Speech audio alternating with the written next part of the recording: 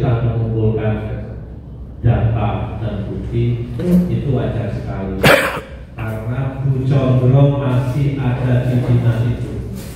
Secara psikologis sebagai orang yang bersalah, diduga bersalah dan punya kekuasaan, pasti dia akan melakukan hal-hal untuk menutupi itu. Dan saya yakin hati nurani Pak Inspektor paham itu. Jiwa seorang inspektur pengawas itu pasti melihat itu. Maka saya yakin kesimpulan Anda itu kurang netral. Fakta Bu Condro di media sudah mengakui salah dan minta klarifikasi. Itu fakta. Maka maka kami berharap, termasuk Pak Mas Luri, BKPSDM, kalau panjenengan ini inspektor mau menegakkan itu sebenarnya seadil-adilnya, sebenar-benarnya, jangan posisikan Bu Condro di situ. Nggak akan netral. Sudahlah, jenengan sebagai inspektor kalau yang melanggar Mas Ivan nggak akan netral. Itu psikologis, nggak bisa dihilangkan. Yang kedua, Pak Mas Luri, ini rekomendasi saya, anggota dari fraksi Partai Golkar, Bu Condro diusulkan untuk dipindah dari kepala DPRST. Satu, beliau sudah sangat lama sekali di dinas itu. Psikologis orang yang sudah terlalu lama di situ menempati posisi sama, dia akan merasa superior, bisa melakukan apa saja. Melanggar hal kecil dianggap sesuatu yang permisif, dianggap yang biasa. Yang kedua, dari aspek organisasi itu tidak sehat.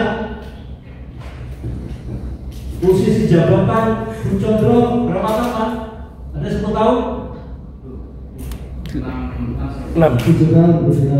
7 tahun. Ini sudah saatnya untuk regenerasi. Normatifnya itu yang ketiga terkait dengan persoalan ini, Pak Inspektur, Pak Mas Rudi, jangan dianggap ini persoalan personal saudari, tetapi ini menjadi puncak gunung es terjadinya bullying, terjadinya merendahkan martabat seseorang karena hanya seorang tenaga kontrak di instansi pemerintahan. Ini nilai yang harus kita jaga. Maka sekali lagi rekomendasi saya sebagai seorang anggota izin ketua komisi, sekali lagi ini bukan komisi, ini rekomendasi saya sebagai seorang anggota fraksi Partai Golkar kepada Bapak Mas Ruri, Kepala BKPSDM, bagian dari anggota Bapak Zakat, untuk segera memindahkan Saudara Condrowati dari Kepala Dinas DPRTST karena terlalu lama. Saatnya regenerasi. Yang kedua, untuk menjaga netralitas pendidikan ini.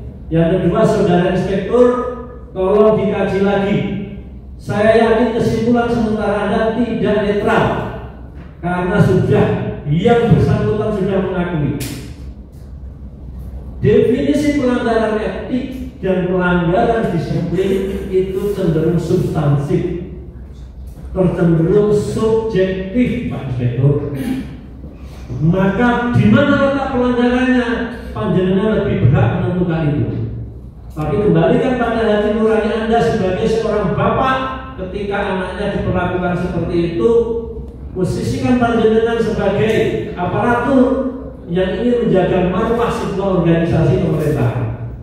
Saya kira itu rekomendasi saya dari anggota fraksi Partai Golkar Komisi A. Ketua, selanjutnya kami serahkan kepada ketua. Izin perkenalan saya